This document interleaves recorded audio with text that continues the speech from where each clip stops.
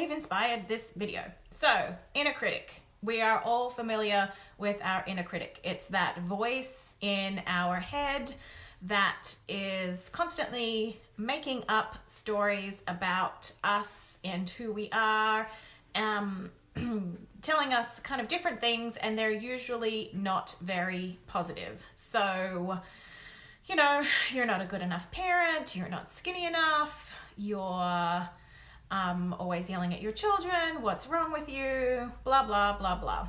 That inner critic, we all have it, we all know it well. And that is because 70% of our thoughts have some form of negative content. So the role of our mind is to keep us safe. Our mind is very limited. It is always scanning the environment around us, and it's making up stories about us and what's going on around us, but its objective is to keep us safe. Essentially, our mind is like a radio station broadcasting 24/7, and 70% of the content is doom and gloom. So it's pretty much like watching the news or getting on Facebook, looking at the news. Like 70% of the content that we see has some form of negative content. And that is what is going on in our heads. And so the problem with that inner critic is that its role is to keep us safe. So it's pretty limited in what it's going to let us to do. And so that inner critic is often the thing that gets in the way of us being peaceful, being happy, and being that fullest expression of ourselves that we can be. So we want to find a healthy way of dealing with that inner critic, knowing that we can't make it go away because that's its job, that's the role of the mind. Some people try to make it go away through drinking or eating or shopping or disconnecting on Facebook. There's absolutely unhealthy behaviors that we can engage in to try to silence that inner critic. And that can lead to addiction, depression, anxiety. And so today I wanted to talk about, well, what are some of the more healthy ways that we have to deal with and to quieten the inner critic. So the first thing I want to say about that is, step one, see if you can identify, what are your triggers? What makes your inner critic speak loudly? And I kind of hinted at one of mine. So one of my triggers for my inner critic is definitely my kids. So my kids are powerful little creatures, and they have this amazing way of being able to push many of my buttons. I for sure believe that our kids can be our biggest learning and growth opportunities if we're willing to look at them in that way. And I'm pretty confident in lots of areas of my life, but I swear my kids have this ability to make me feel like I'm useless, like a total failure some days. And so when I have weekends, they were kind of not feeling that well. They were tired, crabby, they weren't sleeping well. So that meant that we weren't sleeping well. And it's just not a fun weekend for everyone, and we're all crabby at each other. And then, I spend half the time thinking, oh my gosh, what is wrong with me? Why can't I just be nicer? Or whatever it is. So, my kids are definitely a trigger of my inner critic, making me tell myself tons of different things about my value as a parent and my value as a person. So step one in being able to address and tackle your inner critic is to get an understanding of what your triggers are, who or what triggers you. So for me, it's my kids. Some other people, it could be work, or you find it hard to receive any kind of feedback at work. You're constantly worried about not doing a good enough job, or if you have a big deadline or a report to submit, that could be a trigger for you, for your inner critic. Could be your relationship. So my invitation to you is, first step, can you identify what are some of the triggers for your inner critic? And what are some of the things that your inner critic likes to tell you a lot? So I sometimes find it's like really useful just to write down a list of what are all the things that my inner critic is telling me, just so that I can get them out of my head and see them on paper, and look at them kind of objectively. So step 1, recognize your triggers. Step 2, write a list of the kinds of stories and things that your inner critic is telling you about yourself and your value and your worth as a person. And so step 3, I wanted to share some kind of healthy tools for dealing with your inner critic. So a really simple one, building on a theme that I talked about a couple of days ago, is gratitude journal. It's kind of hard to be in that energy of scarcity and lack. And essentially our inner critic is always in the energy of scarcity and lack, telling us all of the places where we suck. So writing a gratitude journal and getting in the energy of gratitude can be a simple way of combating that inner critic, getting out of the energy of scarcity and into the energy of gratitude. So gratitude journal, good for so many different things, can't speak of it highly enough. Second one, I think when you're identifying like who or what triggers you, can you ask yourself, what is it about that person maybe that you're not accepting? And I think with my kids, you know, some days, of course, my kids are different to me, and I also have 2 stepsons.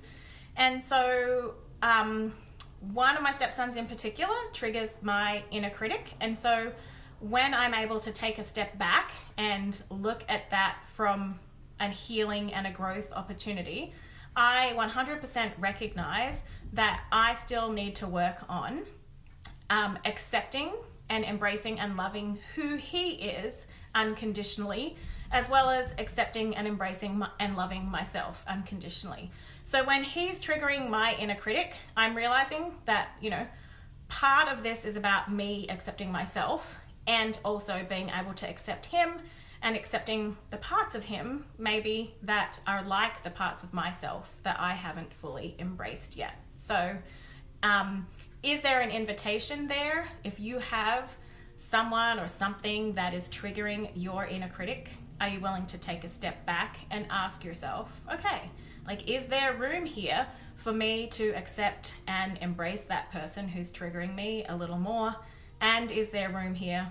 Of course, there always is room here for me to accept and embrace myself a little more.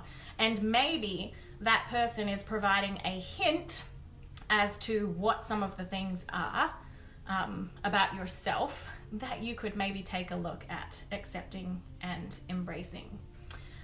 So that would be another tool. Third tool, and I kind of alluded to this before, can you write down just a list of all of the things? Hey, Natalia, thank you so much.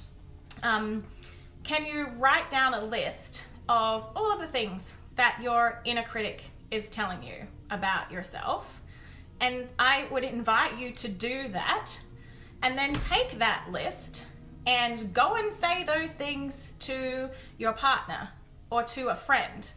Or if you have children, go and say those things to your children. Like, would you be willing to sit and say all of those things that your inner critic is telling you? Would you be willing to say those to the person next to you or to your kid? And I bet you your answer, is no. But the process will highlight to you just how poorly you're speaking to yourself on a daily basis, knowing that you would never say those things to somebody else, but they're the things that you're saying to yourself. And so just that process of writing them down can actually be a useful and illuminating exercise. And you can take that into another tool that I love. There's a book that I like. It's called The Happiness Trap, and it contains a whole bunch of fun exercises that are based on cognitive behavioral therapy. And one of the things that he does in the book is gets you to write down all of the things that your inner critic is telling you, and then you can do a series of fun exercises. So like, you know, one of mine could be, you're a terrible parent and you yell at your kids. And so then you can take that statement and then you can sing it in an opera voice. So, you're a terrible parent. Or you can say it like in an Arnold Schwarzenegger voice. You are a terrible parent. And the process, it seems silly, but the whole point of it is to remove the power that the statement has, because our mind is telling us positive and negative things like constantly, but we believe and become attached to some of those things that it's saying, and then sometimes like we ignore them. So like I could think to myself, oh, I'm a banana, okay, or I am whatever, right? There's no charge attached to that statement or that belief. Yet I'll tell myself all the time, oh my God, you're a terrible parent and your kids are going to end up in therapy because of you, right? And there's a charge attached to that. So doing those practices of like, you're a terrible parent, or you can even like imagine you're seeing it on a computer screen in front of yourself and there's like a dot going over each of the words. Saying it in a Mickey Mouse voice, in an Arnold Schwarzenegger voice. But take the list of all of the things that your inner critic is telling you and practice. Just having fun with them and being silly with them, and notice how that helps you to take the charge away from them. Because the key thing that I want to remind you here is your inner critic never goes away. 70% of our thoughts have some form of negative content. Your inner critic, it's there. It's hardwired. This is how we are, like physiologically, how we are biologically in the world. But we can choose how much power we want to give to our inner critic, and how much we're willing to just, okay, kind of like let it play in the background as white noise.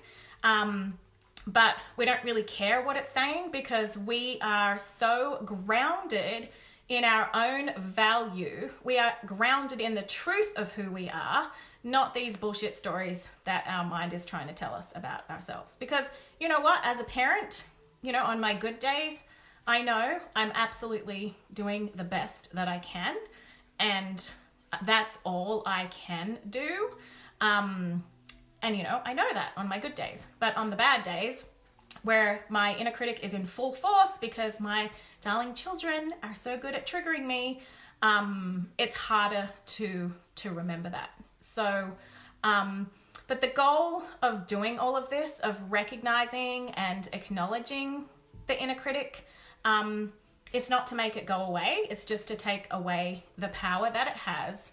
Because when we give our power to our inner critic, we can't be that true expression of ourselves, and it gets in the way of us creating what we want, and it gets in the way of us embracing and knowing our own value and our own worth.